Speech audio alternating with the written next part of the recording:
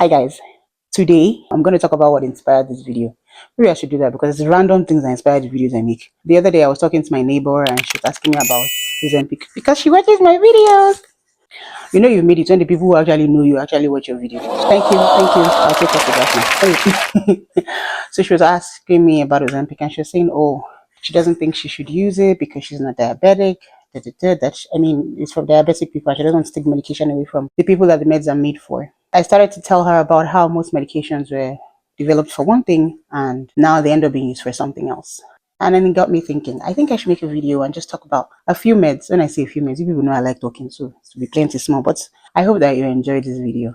Today we're going to be talking about medications that were discovered for one thing, but now are popular for something else entirely. If at the end of this video, you know any of those meds, because I try to remember most of the medications, when I practice in Nigeria and here. So if you know any of those meds, I would like you to please tell me about it. My name is Fumlola, a double board certified pharmacist, a mom of two, and a wife. I am on a self journey, discovering myself, and it is my hope that I can inspire at least one person to get on a journey of their own after watching me. My number one medication I'm going to start today, it's something that most of us who grew up in Nigeria, I actually think the continent of Africa, because when I was talking to my neighbor, she needs medication as well. It's called Piriton. For the ones I can remember the brand name, I'll use the brand name. It's also called clofeniramine. This medication is popularly used for sleep. At least that's what we used to use it for when I was growing up in Nigeria. And my Ugandan neighbor also confirmed that. Oh, she said, oh, Piriton, we use it for sleep. It will shock you guys to know that this medication is actually an allergy medication. So a lot of allergy medications have the side effect of sleep. So most of them are now used for, you got it right, sleep. Most medications were developed for one thing. And at the end of the day, by the time they enter into the open market, it's discovered that they can actually do much more than they are made for. We call them unlicensed use. I would say side effects, because if you check the way that the medications work, those uses that we end up taking them for are mostly their side effect uses. So yeah, my first medication will be Piriton. The next set of medications I'm going to talk about, I'll just lump like 3 or 4 medications together so that we can get onto it. These were initially discovered for hypertension or high blood pressure. Clonidine, propranolol. Yeah, clonidine was discovered for hypertension, but now they mostly use it for ADHD, for mood issues. I've even seen it in some, I think, menopausal mood issues or something like that. Propranolol was also discovered for heart rate, blood pressure, but now people use it to prevent migraines, people use it for PTSD, and to prevent anxiety attacks. Another popular medication would have to be minoxidil, the one that everybody uses for hair growth now. Initially, it was a hypertension medication, but again, side effects rule. So now everybody uses minoxidil, or brand name should be Rogaine, I believe. Everyone uses it for hair, to grow their hair and everything, but originally that medication was developed for hypertension.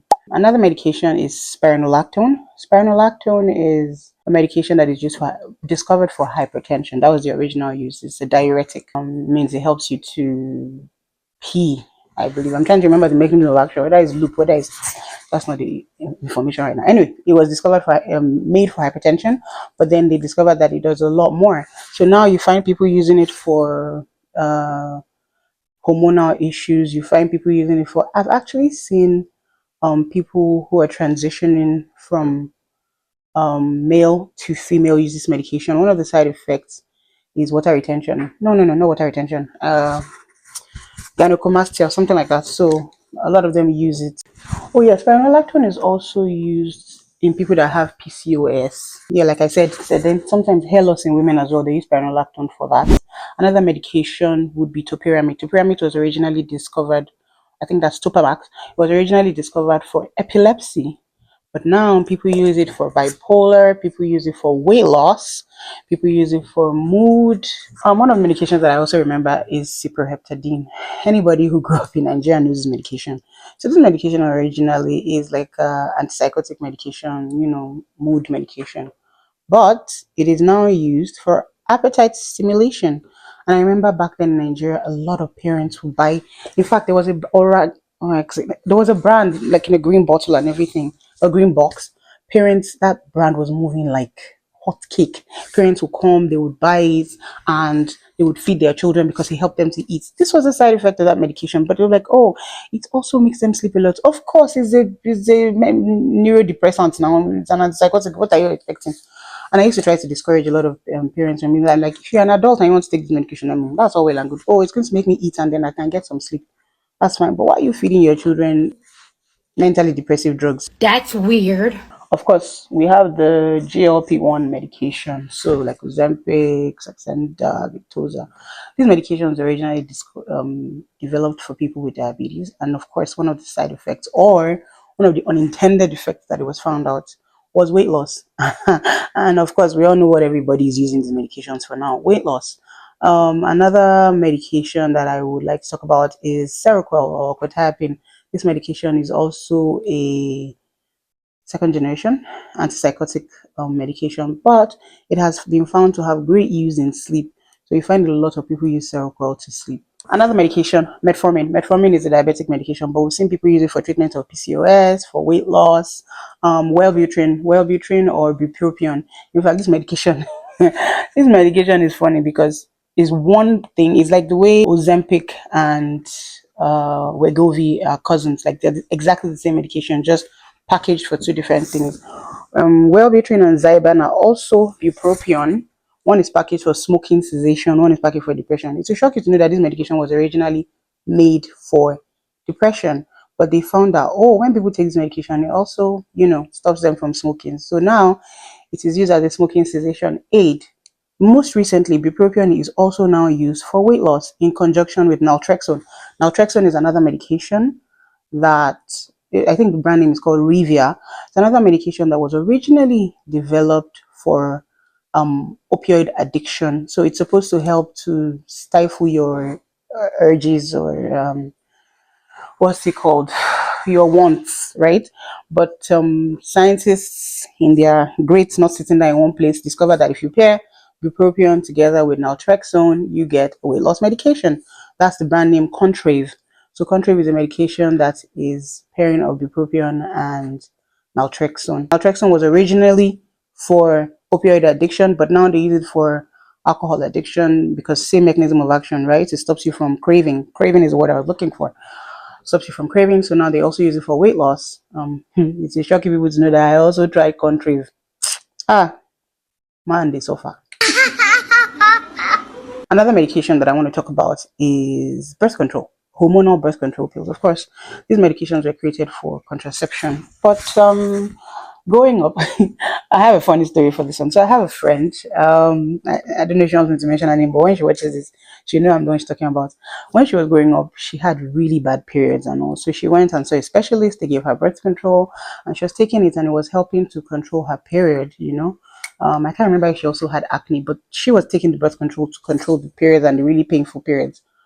And she had it in the medicine cabinet. And her grandma Mioloyinbo came to the house also and saw contraceptives in her medicine cabinet. And she was maybe 14 or 15. I can't remember how old she was. Her grandmommy freaked out and all that. And then her grandmommy is educated. But she freaked out because the first thing she thought when she saw her 13 or 14-year-old granddaughter with breast control was, this child has killed me. Hormonal birth control pills are also used to control period. So sometimes people don't want their period or they want to regulate how it flows. So they use it for that. And of course, it's also used to control hormonal acne. So like teenagers and co. Tramadol. Tramadol, originally a painkiller, is non-opioid, but it behaves like an opioid because it makes you, okay and feel high. I discovered this one in Nigeria. High dose of tramadol. Should I even be saying this? Am I encouraging nonsense? God have mercy upon us. But I mean, we're talking about drugs and unintended uses, right? So tramadol and anafranil. Anafranil also I believe, mood medication, even though they used to use it for kids that were in neuropsychiatry back then when I was in Nigeria. These medications, young boys realize that when they take it at a certain dose, it gives them erections. Wow. So guess what? High dose tramadol. In fact, I think at some point they had to ban it in Nigeria because young boys were using them as ED medication, and it was just all over the place. Ugh. Yeah, this one is quite interesting because I found out about it in practice in Canada. Atropine eye drops, which is usually used to, what's it called?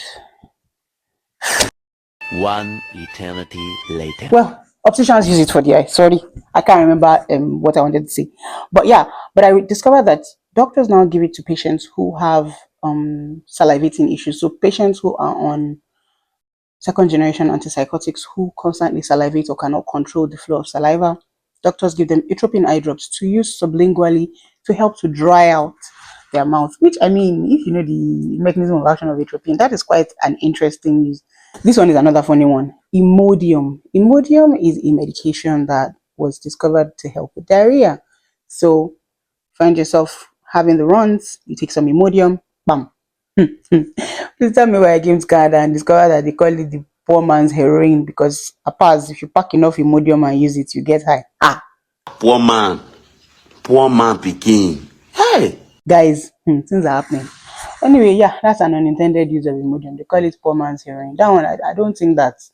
In fact, if when you're working at the pharmacy here and somebody comes in and buys quite a lot of Imodium, you start to suspect them, especially if they come back to this over and over again. Another medication is ketamine. Ketamine originally is an anesthetic, but now you find them using it for treatment-resistant depression. Some other medications like amitriptyline Elavil, originally meant for mood, but they use it for pain, for migraine, even for IBS. Gabapentin, originally meant for epilepsy, is now used for neuropathic pain. Duloxetine, originally meant for depression, is now also used for neuropathic pain. Tamsulosin, a medication that was first discovered for BPH, they now use it to help people pass out kidney stones. I find that to be interesting, actually. I'm going to close this with the last but not the least medication I'm going to be talking about today. Drum roll, drum roll, drum roll. Medication that is netting Pfizer over $500 billion in revenue per annum. A medication that first started out as a blood pressure medication. I read an interesting article about how the town where they were making it, they realized that all the men were having, Come on, man. prolonged erections and stuff. Even though Pfizer denied this and said their factory was airtight, no fumes were getting out, blah, blah, blah, blah, blah.